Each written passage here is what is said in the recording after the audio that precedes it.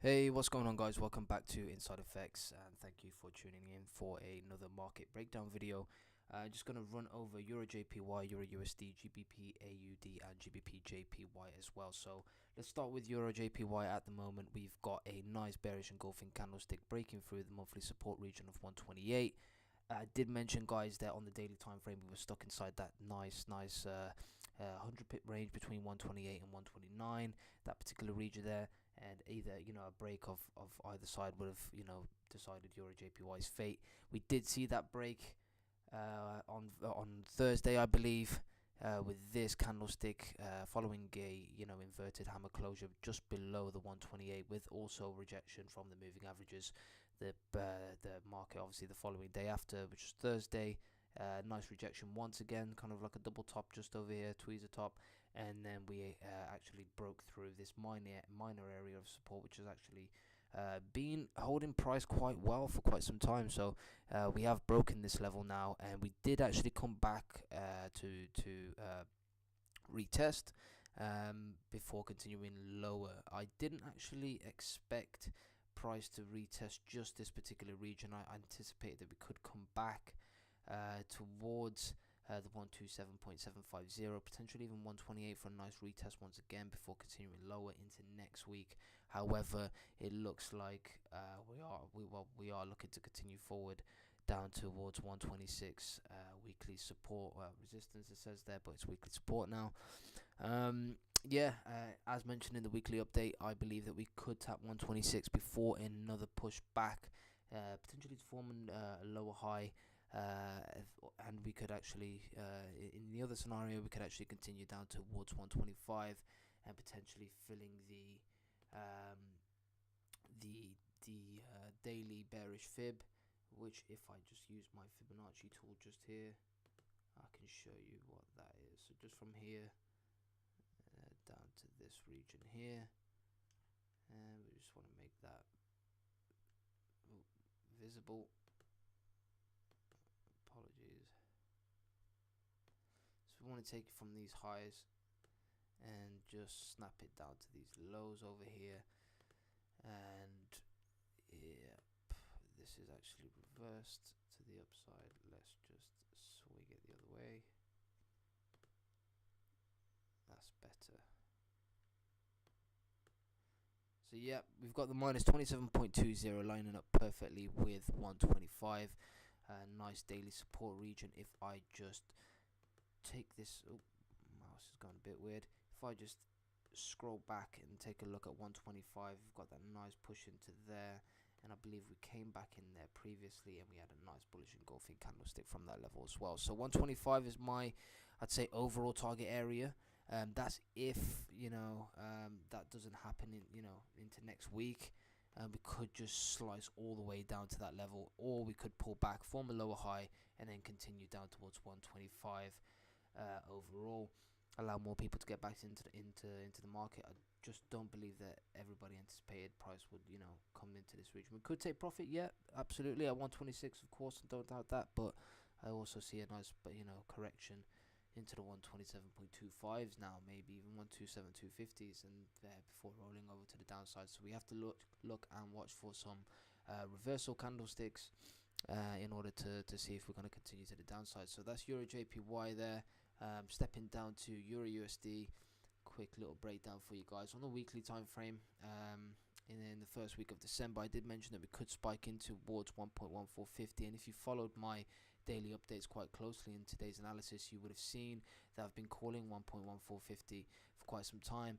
Unfortunately, we didn't manage to break through 1.1450. If you do remember, if you do step down into today's analysis, you'll see that range play that I've placed for quite some time on euro dollar, and we did break that, but unfortunately we didn't manage to break clean of 1.1450 in order to give us that move up to 1.1550s, but potentially even 1.16s.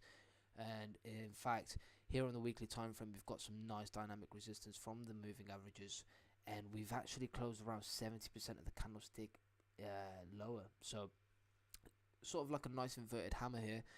Would have been nice to see a nice little wick at the bottom there. However, I do consider this as an inverted hammer, and I do see price looking to roll over from 1.13. I'm anticipating that could be the case. We could tap into 1.13 and then boost back higher, because there is a bullish fib at that particular level, but I don't know if that's invalidated or not, because we've failed essentially to actually sustain higher highs. So I do feel that Euro USD can potentially, fall into that 1.1250. Looking at the monthly time frame, yeah, the MAs look like they're converging back to the downside. So as as price continues to fall lower, these MAs will come down and look to tap the wick at the bottom there. At the top here, and provide that dynamic resistance in order to slice that price lower below 1.13. We only got a week left before the monthly candlestick closes. So can we see that? So Euro USD, that's what I can see there, and this is that bullish play that I was talking about there.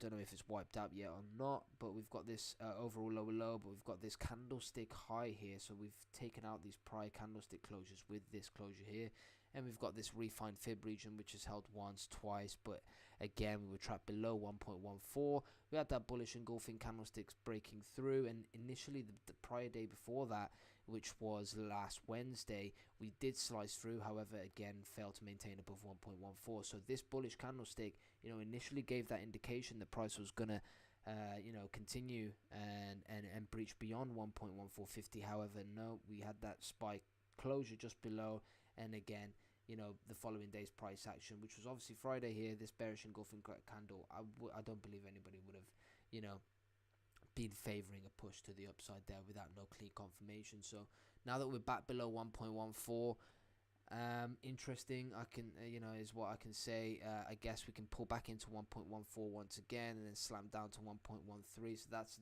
an ideal scenario for me on Euro USD. And then once we actually revisit 1.13s, then I'll be looking to see what we're going to do from there. If we do snap below, then obviously we're looking to take it down to 1.1.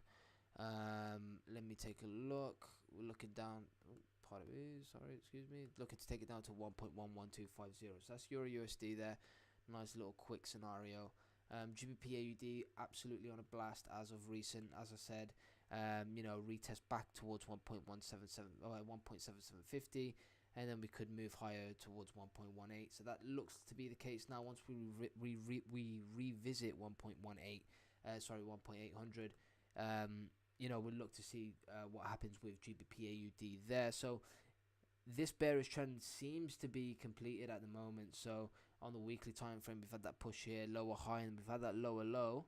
However, we've printed a higher low and a hanging man candle just above 1.7500 there, initially indicating that the downside move has been completed. And obviously what followed after was a strong bullish engulfing candlestick breaking the 1.7750 level, pushing back above the MAs. So 1.800 does seem like a realistic target. What happens from then is that we could slice back into the MAs around the 1.7850, 1.7750 even, and then maybe even closer to the doji candle. I'm expecting thin volatility. Not a lot of movement in the market as we're now approaching Christmas.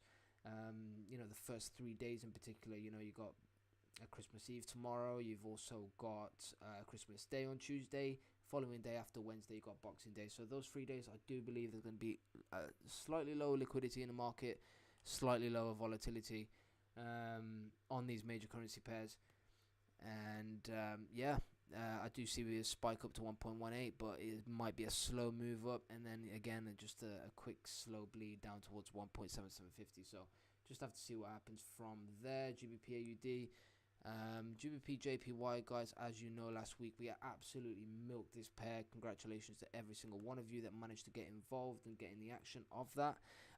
Called perfectly. And if I step down towards the daily, 8-hour time frame, if you guys remember the target region, minus 27.20 is just above the 10 pips above 140.25, so 140.350. We met it absolutely perfectly, and yeah, well done. So we tracked that one absolutely perfectly for quite some time. Initially we thought that we could push in, so following these little higher lows that we printed, however that little reversal there, that doji, that inverted hammer with the dynamic resistance from the MAs, considering that the MAs didn't cross over to the upside at this point in time, despite that bullish engulfing candle. So yeah, we're back above, rejection from the trend line, back below, sorry, 142.50, rejected from the trend line, in confluence with the moving averages, and then we just slowly bled down towards 140.350. I closed around 140.90, 140.85, so still caught a nice amount of pips myself. GJ, I believe that we could continue slow push down to 140 and then potentially look like a doji candle, looking to double bottom roughly around that 140 region. So we'll have to see what happens from there. We could even pull back all the way to 145s.